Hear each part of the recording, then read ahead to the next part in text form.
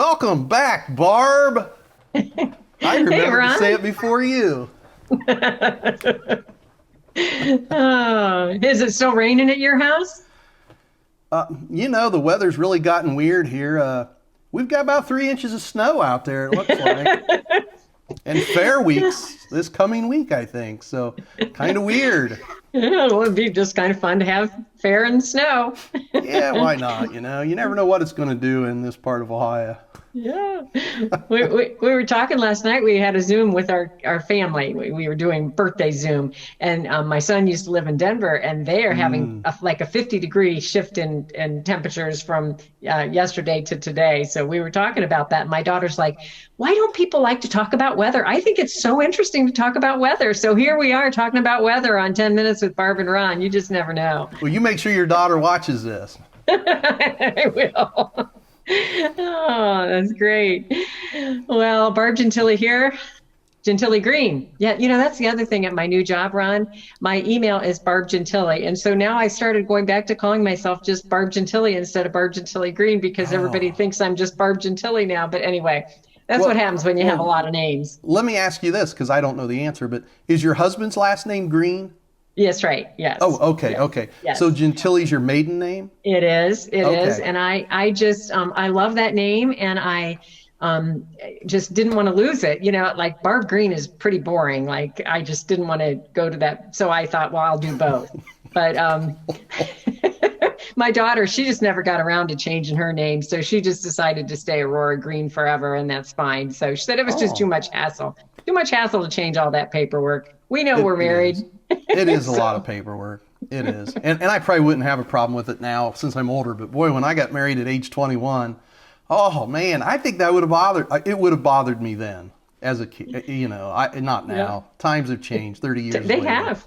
Times have changed. It wouldn't mean anything now. So, Hey, what's our topic, Barb? So Ron, I think our topic today, like we're on a roll here. We've been just brainstorming about all these ideas, and I was thinking about how positive behavior interventions and supports ties to UDL.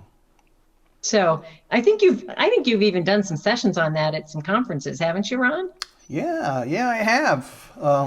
Don't ask me any specifics right at the moment, but yeah, you're right, because people don't always think about that connection, and Barb, the way I look at it, I kind of look at the framework for behaviors, the PBIS, and the framework for instruction is Universal Design for Learning, or UDL.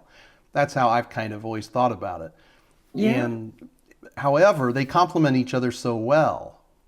Right. Right. And sometimes I've seen districts take on some real PBIS training, and if they had infused Universal Design for Learning, it would have made a lot less barriers for the learning for the teachers.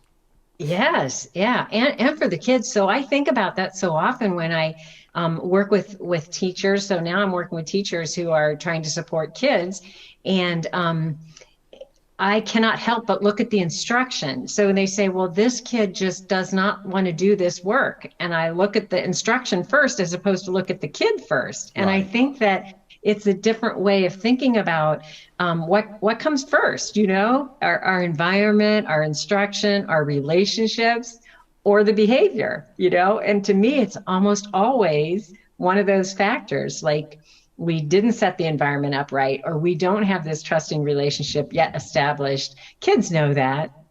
They know it right away. And I think about the minimizing threats and distractions checkpoint in UDL.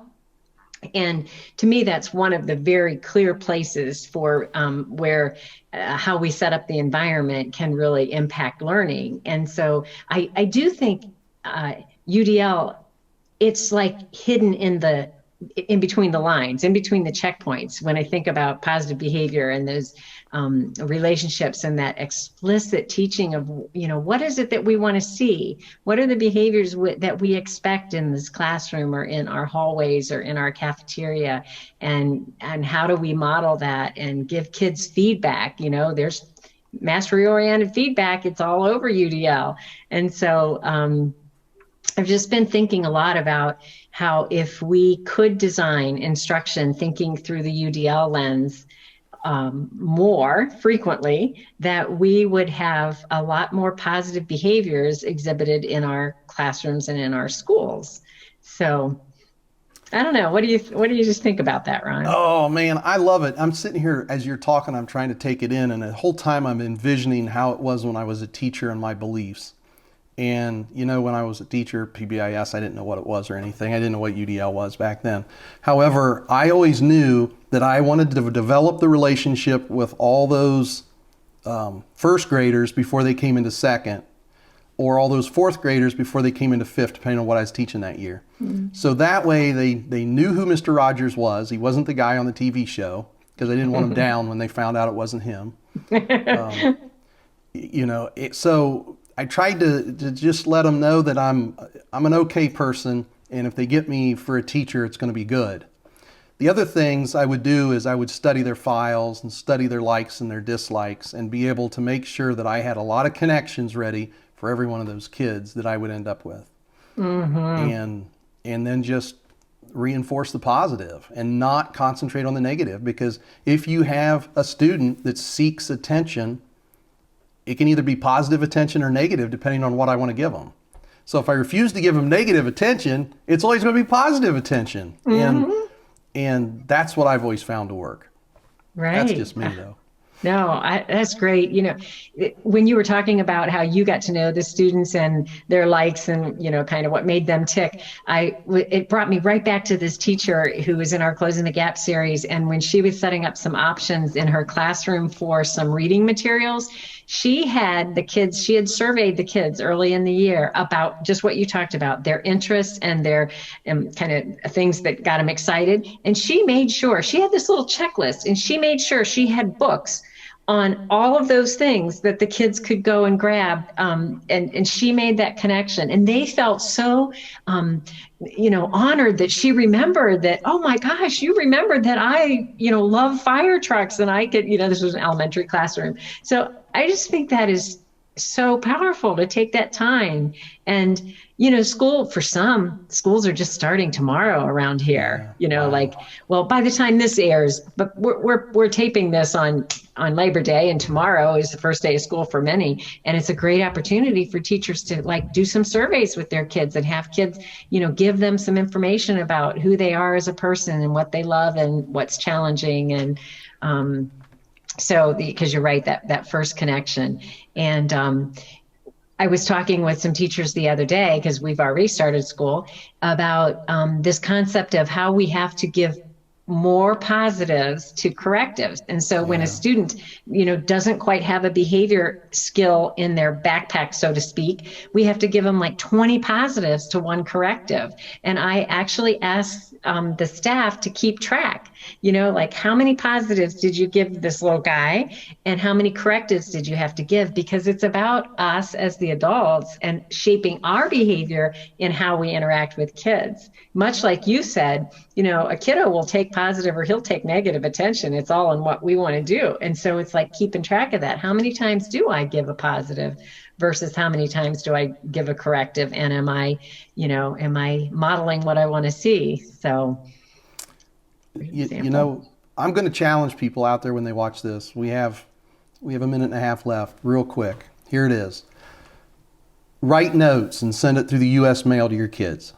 Write positive notes. Bring up something they thought you probably never heard. Like you said, Barb, that they remembered. The other thing is don't be afraid to go have coffee with their mom or their dad and do a home visit. It pays dividends. Return on investment is incredible. That's all I've got. Ron out. I love that you brought in the family engagement part of it, Ron, because that is so important to helping kids stay in school and love being in school, is when their parents also have this real trust in the teacher, and that they know they're going to hear from you when their kiddo does something good, not just something that needed corrected. So perfect ending, Ron, to bring in family engagement when we're talking about positive behavioral strategies. So Barb is out. See you next time.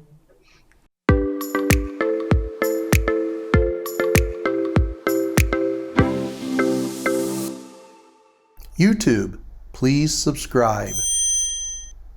Like, comment, and share.